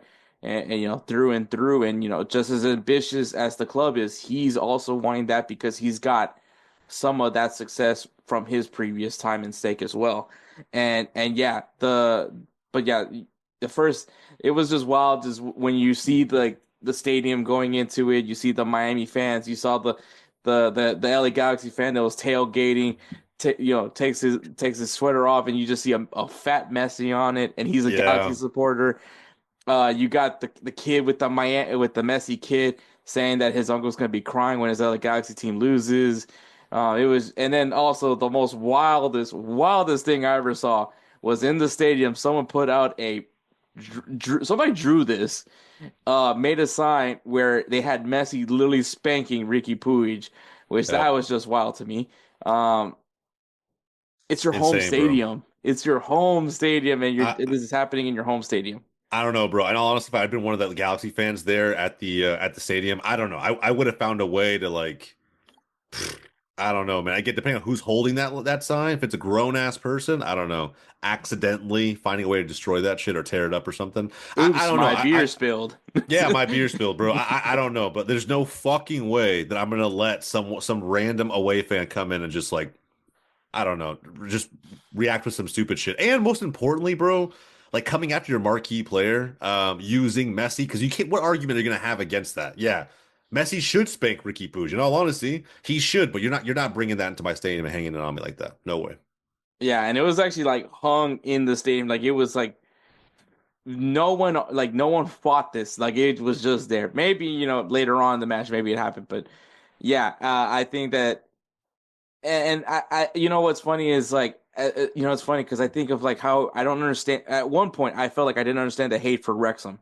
How everyone was just like, they hate Wrexham. And like now, kind of when I see the way Miami is right now, and like, we're like, oh, you're just rooting for this team because it has Messi in it. If Messi wasn't there, you guys wouldn't give a shit about Miami. And then, you look at Wrexham, you're like, oh, okay, I see.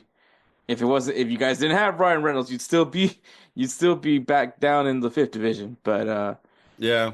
It's true. It's true to an extent. I think I'll have a little more respect for Wrexham because there's only so much you can do as a flashy, new owner, right? But to bring that like that perfect analogy to be LeBron and bring your friends down to a part of the country that hasn't even had an MLS side in so long, right? Miami Fusion were part of the OG, the most OG version of American soccer to an extent, but in modern day Major League Soccer have not had a franchise in forever, if ever. And then not only has the franchise only been around for so long, but on top of that, they're getting the world's best player and three of his best teammates in history all on one team at one time. Like, it's hard for me to empathize with that. Like, you should win everything. I'm not going to glaze you because you guys should win everything. And if you don't, I'm going to be the loudest one out there. Like, it's just one of those where like I don't feel any sort of need to cheer this team on. I don't know. Again, maybe I'm a hipster. I have no idea, but I can't look at all this glazing they're getting and be like, yeah, I it's think okay. It's okay. I think it just stems from the fact that like people that weren't Miami fans are now Miami fans, and it's because of Messi. There's nothing wrong with that. I mean, that's what. But like, I think the part for me is when Messi leaves, and he's gonna leave at some point. Obviously, he's not getting any younger. Um, when he leaves, my question would be: are you still going to be a Miami fan? I hope And so. I would, and that's my answer, right? I hope so. But deep down, there's gonna be a fall off, and that's gonna be which is similar to LeBron. Whenever he leaves his team, they fall out. And I think Messi is the LeBron James of soccer. I think it's official, guys. Sorry, Pulley, you never were, but you really weren't ever that guy. But Messi, I mean, because of just this, and you're saying, and it's kind of interesting how you mentioned like earlier how Messi has always been the guy that from the team that builds from within, doesn't have to go. I mean, aside from maybe pick a guy every once in a while like a Zlatan or a Luis Suarez Suarez, or yeah. but normally it's the team that, hey, here's this 16-year-old, go, and then all of a sudden be a pain in my ass, and so like it's versus Real Madrid, who is just like, F it, let's get this guy. Kind of, it's always been that way. And you mentioned that, and I think seeing Messi now in Miami, and now he is doing those things that what Real Madrid would do. Like it is kind of, I guess you live long enough to see yourself become the villain in some sense, because people now, I don't think they hate Messi, they just hate Miami, but obviously Messi by proxy. Yeah, I think it's what they stand for. I think there was when they were talking to Jorge Mas in this episode one, and the front office staff, there was something he mentioned in terms of their strategy that really stuck out to me. It was how do we identify the top 75 or 100 players in the world at any one moment in time and get 20 to 25% of them into this league via Inter Miami? And I think that's it lets you know that this is why they got Messi, right? And this is why Jorge Mas says at the end of that whole little segment that if we fail to accomplish this, like there's like no one to blame but ourselves. Like it will be a massive disservice to us as individuals because you have the biggest tool to accomplish that goal in the world, named Lionel Messi, right? Like he can attract a lot of talent while he's here. And I think if you accomplish a lot while he's here, there's footsteps that players will want to follow in.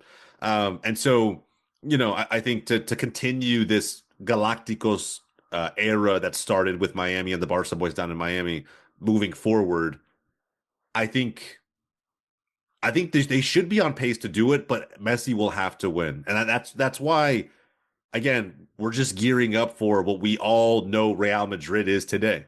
That's what we're getting ready for the next 5 to 10 years, right? Is when they start going on their trophy run, it's probably going to last a little bit, and they're going to be even more hated, right? I think like that's really what this league needs too, if you think about it, right? They do need a Galacticos at their height to hate, to chase with a massive target on their back. Galaxy might want to be that with how young that they are and the team they've assembled, and we saw that, right? But it's kind of crazy now. They're the good guys. They're the FC Barcelona to counter the Galacticos that are being formed at Inter Miami's version of Real Madrid. It's just a really interesting narrative looking back now at 2024. And man, when they said at the end, right, this could be the MLS Cup final. I almost wish it was. Nothing against the Red Bulls, right? But I almost wish it really was. Like we had seen Inter Miami in that final against the Galaxy and what that final could have looked like. Maybe we'll get it this year. Who knows? Yeah, and I mean we'll go right into the game, which was very good, very intense. I mean, Ricky Puig was literally putting the team on his back. You heard Greg Vanny just like, I don't know why he keeps trying to do that pass. Like and I think that kind of shows like Ricky Puig, like he's like, I know I can hit this pass. I know I can do it.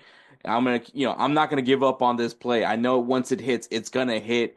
And even though Greg Vanny the whole time was just like, I don't know why this guy keeps doing this. He needs to move to something else.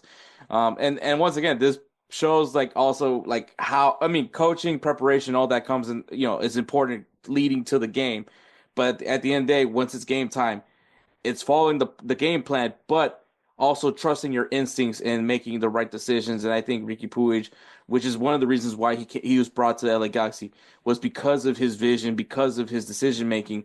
And I mean you literally you know gave him two Ferraris to play with essentially with Gabby Peck and Paintsel. I mean, the guys are just speed demons. I mean, like, there's nothing else to say about it.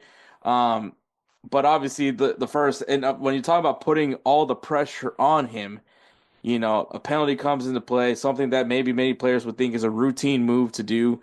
A little too routine if you think about it, because Yep. Puig missed the penalty, and obviously you have that little highlight of Messi pointing to Drake Callender where that ball was going to go. And it was just kind of that moment where, like, Ricky, you're good. No one's denying your quality. Messi's just on a different level. The fact that he's like, I know I've seen this guy many times in practice. It's going right. Don't worry about it. Yeah, bro, it was crazy. Like, if anything, it like again, it shows you who daddy is, bro. At the end of the day, that's Messi with comparison to a lot of players out there. But when you live in this guy's shadow, and then you decide to move to Major League Soccer, and this shadow you've been trying to avoid for years now comes back, right? And he's fucking there, the Grim Reaper, the boogeyman, right? And in y'all's first game against each other, he's then finding another way to plague you. Like it's just reminiscent of I imagine, bro, being a Real Madrid fan, Messi haunting you guys all those years. But I mean, putting that aside, I that moment was like I remember when they talked about it too. There was like that picture that floated around, like he pointed to where Calendar should go. I mean, I think Ricky in that game, it's crazy to see how much he's progressed from that individual moment because when you mentioned that part about, hey, Vanny's just getting tired of him trying to force that same through ball, that same home run pass that's going to open up the defense. it's like Ricky was probably doing so much, trying to be the guy, trying to carry the team on his back, things that if he was just playing comfortable, he might not do, right? Things where if he was just playing comfortable, he may actually adjust properly to try some different looks, some different passes, trying collecting the ball in different parts of the field to keep the Miami defense on their toes and then unlock them that way, right? It's just crazy to see how much he's grown from that moment. But either way, a missed PK is a missed PK. And I still think no matter what, while you can look at it and say, hey, that was the goal that would have actually won them the game, he let the team down. I think there was probably, if you actually go back and watch the game in full, there was so much he was doing for the Galaxy all around. It was more of an unlucky moment for him. Yeah, and I mean, kind of talking about like when it comes to midfielders, also kind of, I guess in some sense, also mentioning Rodri again. The stats are never gonna benefit a midfielder because, obviously, uh, key passes isn't a stat that gets followed too much in depth. It probably should be because obviously, if you're a creative playmaker, you're not always going to get the assist, but you definitely got the pass that led to that assist. And I think that's also, man, we need to have some hockey rules when it comes to assists. Not really, but I mean, it's also an important part of the game, which is why a lot of people gave Ricky Puig a shout for that. He should have had a shot for MVP because he was really he was the architect. He was the guy that was moving that attack. And once again, going back to what we said about the whole front office doing this the different LA Galaxy, the new LA Galaxy, which was getting young and fast, and they got two young and fast players in Paintsel and Gabby Peck, and they were very much well showcased in this match. And obviously the second half, they go into halftime. Also, I just want to point out, I just love the image of Mark Delgado on the bike wearing glasses. I don't know why he was wearing glasses while he's on the bike. I guess he needs to get his vision back right. I know some people get blurry vision when they don't have their glasses on for long, but it was just like it was just, Greg Van is doing his talk and you just see Mark Delgado in the background just wearing the glasses and on the bike, which it worked clearly because he got the assist. But I mean, Yeah, true that, it did. And bro, and not even just that. I mean, like how much again in 2025, how much do Galaxy fans miss someone like Delgado while Ricky Puig is out? And like I feel like watching that first episode, if you're watching it now, knowing what you know about match day 1 at MLS for 2025, as a Galaxy fan, you're probably like, damn, while this whole series I'm sure is going to smack because it ends in triumph for Galaxy fans, at the same time there's just constant reminders of just some of the pieces they've lost, right? Brugman, Delgado, Ricky Puig being injured. It's a very different look for this midfield in 2025. So I mean, just as I kind of watched through the game from the lens of this onside series, that stood out to me as well. Just like again, ended in a 1-1 draw. and then Joveljic scores the goal too. Joveljic gone. Joveljic gets the goal from Delgado, who's also gone. So again, it's just like that first game. It kind of, I think it's a little bit of a gut punch if you're a Galaxy fan. It's like, dude, these pieces were so crucial to us now. While you still have the likes of Paintsel and Peck, Royce has now made his way over. Again, there's just now like watching the series back, it may even ask more questions of this team. Yep. And then moral of the story is you can't give Messi space. Bro, he's inevitable. He's fucking inevitable. As a Real Madrid fan, I can tell you, you can't give that guy even a foot. Like you can't give that guy any time to see his vision, and because the guy's gonna make you pay, and he'll pay and make you pay big time, as he did score the equalizer. Because once again, he's inevitable. But I think aside from that, man, I think from that game on, I think everyone was like, LA Galaxy are for real. I think that was one thing to take away. The team that had that was in the bottom of the table, not pure bottom, but still at the bottom, to come in and go toe to toe with the team that's supposed to win it all, and made a strong statement. And yeah, this would have been a great final.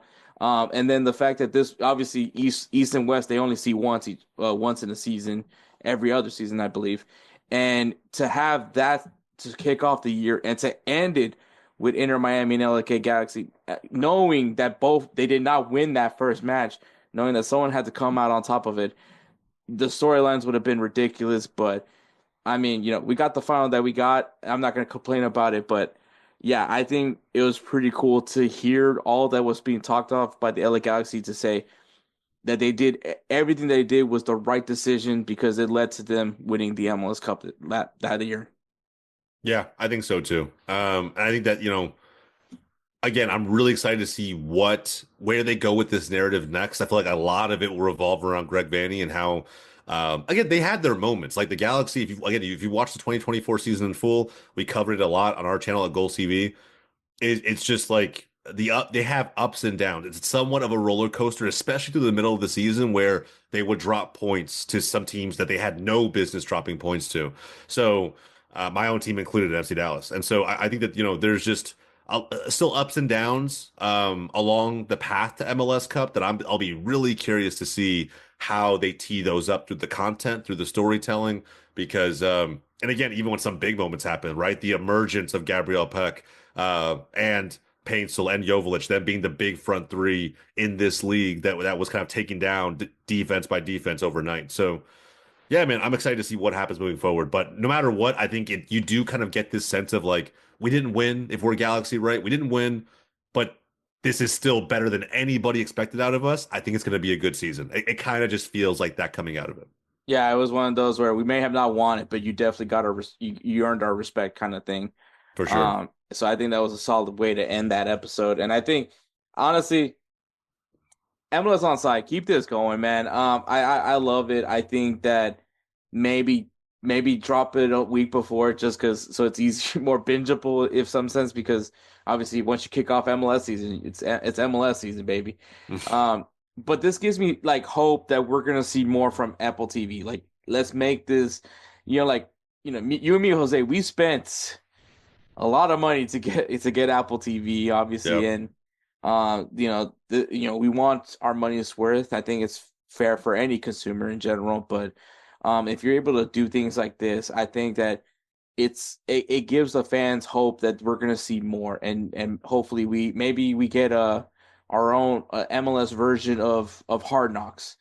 I would love to. I think that would be a good idea, especially if you look at those teams that didn't make the playoffs that this year, and you're like, hey, we're gonna see how you guys turn around your off season, or not turn around your with this off season. I think that would be an interesting story, but yeah, that was episode 1. Next episode, I believe, is actually going to cover Matt Miazga, so that's going to be electric. It's gonna be awesome, bro.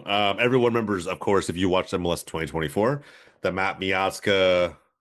I always say the Matt Miazga fiasco, but in all honesty, he's always kind of been that player that is gonna push it to the limit, mentally, emotionally. Doesn't matter who, if it's the other team, referees, doesn't matter, right? Like he's just that guy. Always remember the Diego line is. Oh man, exactly. U.S. men's national team doesn't matter who he's repping at the moment. It ends up, I think, he's so competitive that it ends up being like his ego is attached to that, and sometimes it works really, really well for Miazga. I'm not going to say it's all bad.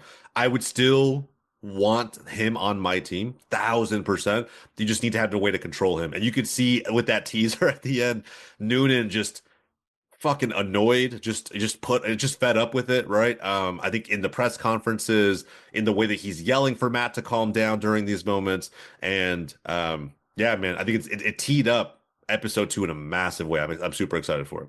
Yeah, I can't wait. But that is episode 1. Any final thoughts, Jose, on this first episode of MLS Onside? No, keep it going, man. I think we're going to see more out of Major League Soccer. It's not just this. I think MLS Countdown has seen an improvement year over year. I think, the storytelling piece from Onside's fantastic so far. Like, obviously, the producer should keep that going. But Sunday Night Soccer, that being a whole segment that we should expect with a lot of marketing around it for those matches that happen on the second day every weekend. So yeah, man, it feels like this Apple TV deal is now finally starting to bear fruit, which is massive. And so I'm hoping that when we get closer to things like Leagues Cup, while I haven't been a big proponent of Leagues Cup, that we get some kind of storytelling there, right? Including the Mexican teams, give these American fans something to learn about or be immersed in from that standpoint, right? So hopefully much, much more to come in 2025, but all in all, man, it's a good start. Yeah, man. So obviously each week we will dissect an episode. It's an 8 episode series. So obviously after the 8th episode, that's it. But yeah, obviously, Jose, it was a pleasure. Tell us what's going on right now at Goals. Man, look, it's an exciting time, guys. A lot of big changes are happening. I think the biggest one that obviously we want to keep reminding fans about is if you know who Eric Winalda is, if you've heard him, seen any of his clips, his highlights, he's a U.S. men's national team legend. The guy is one of the key figures at Goals TV, has his own show now called Unleashed. It is a weekly show. There's content coming out around that show on a pretty consistent basis. It is not anything like what you see on YouTube or any other platform with any other former American personality. It's got a much different feel. So again, man, if you guys want to do anything to support Goals TV, go check out the show. Let us know what you think. We can make it better. We will. Again, GOLZ.TV, and the show is called Unleashed. Subscribe as soon as you guys can. Plenty more content coming, and we want to make that show the best that we possibly can. We want it to be a flagship show on the platform for many years to come. So again, guys, other than that, keep supporting. And again, shout out Insert Name FC. I appreciate it, Hector. Always, man. Thank you so much. We'll segue over to Players of the Week. Fight and win! All right, guys. Players of the Week is brought to you by SeatGeek. SeatGeek is an amazing ticketing app site that has tickets for all things live, whether it's concerts, movies, not movies, concerts, live performances like Broadway and all that. That's what I meant. Comedy shows, and of course, sporting events. I use SeatGeek very frequently to get my matches. Matter of fact, me and Edward, this past summer, we went to go see Inter Miami take on Tigres. Well, we didn't see Messi. We still had a very good time with the game, and that was because SeatGeek provided us those tickets. It is a very easy system that uses a point scale / color scale, using a 10-point scale, and to tell you how good of a deal these seats are. If it is red, that means the tickets that price for those seats are not worth it. Keep scrolling around. You're going to find some good seats. And if it's green, that means enjoy your event. For this price, for those seats, you're getting a great bargain. So I love the simplicity of SeatGeek. Edward loves the simplicity of SeatGeek. And if you guys aren't sold just yet, if you guys use the code BellyUpSports for your first time purchase, you'll save $20 off at SeatGeek. So SeatGeek, life's an event. We have the tickets. My player of the week is Julian Alvarez, who scored 2 goals in Atletico Madrid's 3-0 victory against Valencia. As someone that's going to be paired up against Atletico Madrid, I'm not thrilled to highlight an Atletico Madrid player, but hey, man, Julian Alvarez, bro. I like the kid, man. And Edward's player of the week is Serhu Gyasi, who scored 4 goals in Borussia Dortmund's 6-0 victory against Union Berlin FC. Union Berlin. So, positive result for Dortmund. I'm sure Edward's very much happy with that.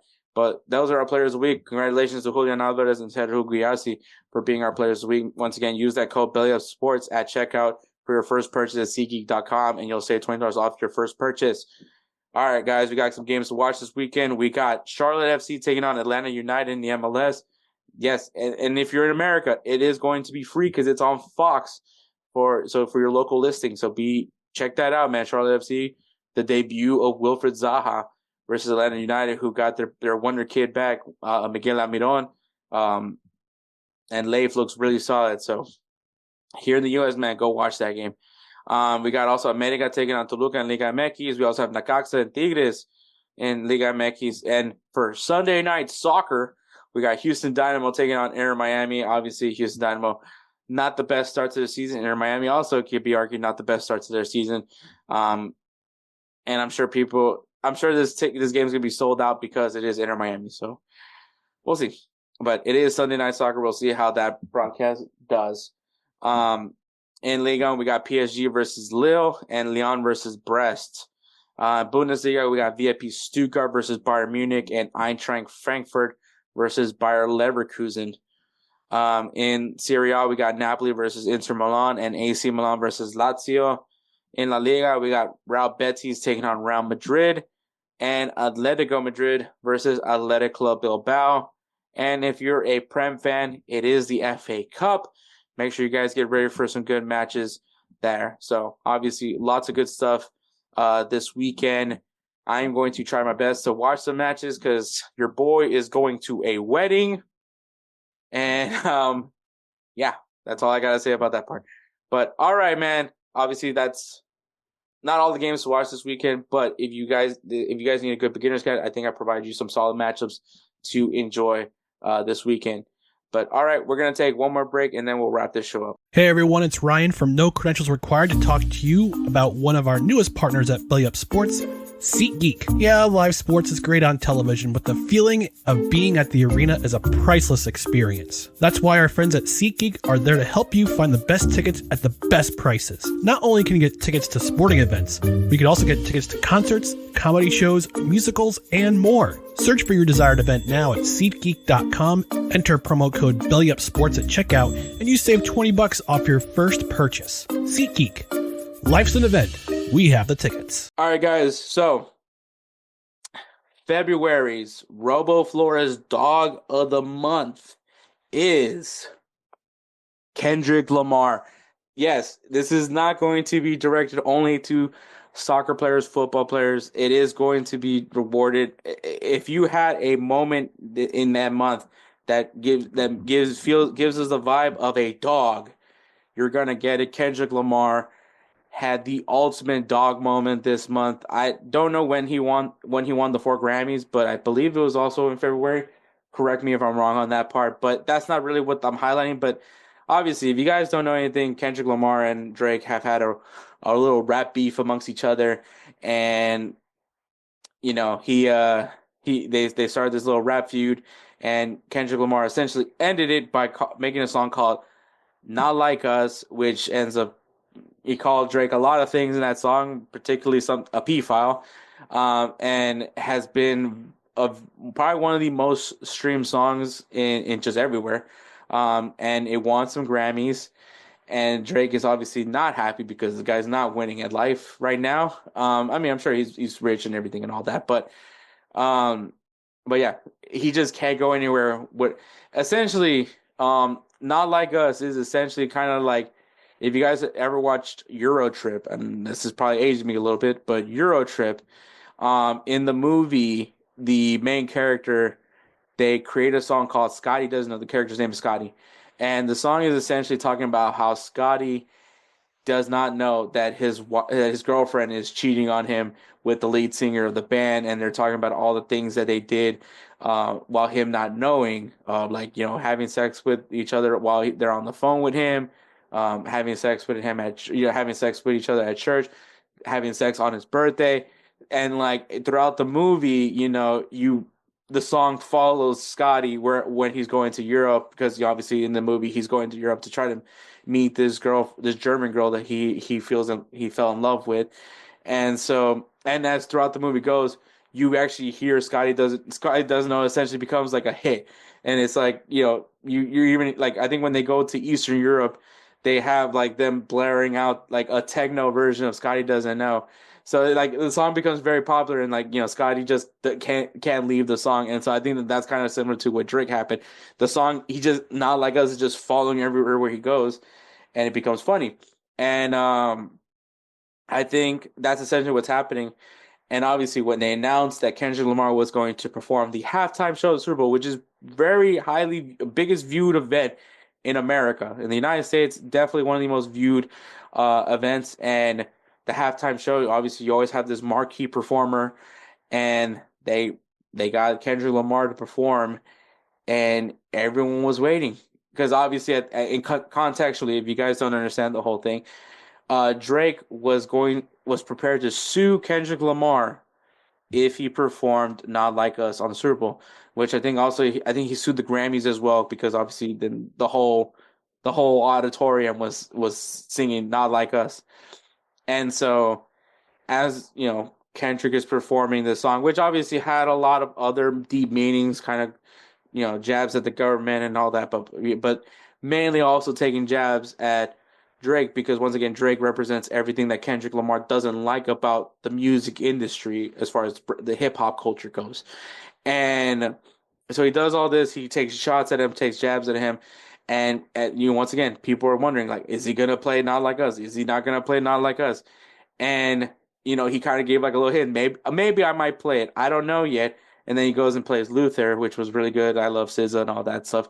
And then finally he plays Not Like Us, gets everybody hyped. Everyone's like, well, he's not gonna say Drake's name. And then he says, say Drake, and everyone got even more hyped. I was very much hyped. Once again, if the only people that probably weren't hyped about it, you probably have a flat head, a flat top haircut, and but yeah, people were getting crazy about it, and then the best, and then obviously, he doesn't say pedophile, but when he's like finally struck a chord, and it's probably a minor, that one you got like the whole stadium singing along with it. He actually had a chain that was a lowercase a, which obviously a minor. And then on top of that, look, I didn't know the context about Serena Williams, and I think I'm basically reiterating what I said about it when I talked about the Super Bowl. But the whole Serena Williams thing was hilarious. I did not know that was Drake's ex, but to get her to come on and crip walk to the song, the guy was just straight evil mastermind, and that's why we're awarding him to be fit. And I asked Edward, is it okay? And it was that yes. I mean, there's no other person we could pick for Dog of the Month. So congratulations to Kendrick Lamar for being February's Dog of the Month. I think Robo will be very much proud. I think Robo was very much a Kendrick Lamar fan. I think, well, to be honest with you, Robo was very much a Becky G fan and a Post Malone guy, but he did like stars from with Kendrick Lamar and SZA. So I think he would be Robo would be much proud of Kendrick Lamar. I think Kendrick showing his dog in this one, because dude's probably gonna get sued and he didn't care. So dog in my opinion. But all right. So once again, congratulations, Kendrick Lamar, Dog of the Month, DAWG of the month. But all right, guys, shout out to the Belly Up Sports Network. Check out their website, bellyupsports.com. Lots of articles being written constantly over there at Belly Up Sports, man. Go ahead and check them out. Also, check out the YouTube channel. Like I said, that's how you can watch the full video version of this podcast is over there on their YouTube channel, as well as other YouTube channels like High Low Sports, like Corner Booth Pod, like Sideline Summit. Lots of great Morgan Stacy. Lots of great podcasts are being available over there, man. Especially across the country, and as far as like American sports goes, definitely a good place to look. But also BellyUpSports.com. A lot of great blogs being written of the sports across the world, more specifically towards America. But yeah, man, because NCAA tournament, March Madness is we're right around the corner, so. Be ready for that part. But yeah, check them out. Follow them on Instagram and X at Belly Up Sports. Pretty straightforward at Belly Up Sports. And shout out to Goals TV, man. Congratulations once again for 1,000 subscribers on your YouTube channel, man. But also check out their website, Goals TV, GOZ.TV, Goals.TV. It is an amazing streaming service to see all things content, U.S. soccer, but just the American. If you really want to know the American perspective on sports, on soccer, football, that's where you're gonna get it. Follow him on Instagram at GOZ.TV. Follow Goals on Instagram at GOZ.TV, Goals.TV, and on the X at GOZ_TV, Goals_TV. I'm also glad to have Jose on to talk about MLS Onside. I think it's gonna be a fun series to do with him. I think obviously me and Jose. I have never met the guy in person, but just the ambition that we both have, I think it's been developing like a really cool partnership with me and him, and I'm his success feels like my success in some sense as well. But yeah, go ahead and check him out. Also, speaking of guys, the success that I'm also very happy for, Roosevelt Spencer, man, the namesake of the Roosevelt Spencer Player of the Year award. We love Spencer so much, man. If you guys hear the beats, the intros, the outros for this podcast, if you guys remember the days of our singing bets, man, he is very much the reason why it didn't sound as bad. But yeah, we love Spencer, and that's why he is a namesake of the Roosevelt Spencer Player of the Year award. If you guys need some beat work done, man, it's if you're a musical artist or if you're looking to have beats for your podcast or YouTube channel, hit up Spencer on Instagram at that guy dope. Once again, at that guy dope. He'll take great care of you like he always does with us. But with all that being said, man, that is episode 207. Thank you so much for listening. Catch us next week for episode 208, which is going to be tricky. I'm going to have to maneuver some things around to try to get at least the recordings done for the episode. because I definitely want to give you guys a good episode. But we'll see what happens, man. Because I'm actually gonna be out of town on Monday. Oh, not Monday. I'll be out of town. I have to go out of town on Saturday for a wedding, and which I'm really happy for. The person that I'm going to see, I haven't seen them in a while. Hoping to see some people from back in my Marine Corps days. So it's a really cool day, honestly. Like, not only am I celebrating a good friend special day, which I'm happy for her, and I'm happy that she got her peace and she's able to live her life and start a beautiful marriage with a great guy. But I'm hoping to see some people from my unit, also to reminisce, can hopefully not get too drunk. But yeah, I can't wait, man. It's gonna be exciting. But at the end of the day, I still got to get this product out for you guys, man. So I'm gonna figure some things out so we can still have a good podcast episode for next week. Obviously, if you guys know, the weekend is usually where the best time I can record. So we'll see what I can do to get that done for you guys. But with all that being said, man, thank you so much. Have a happy March, and once again, congratulations to Kendrick Lamar for being our dog of the month. So thank you so much for listening, and take care, guys.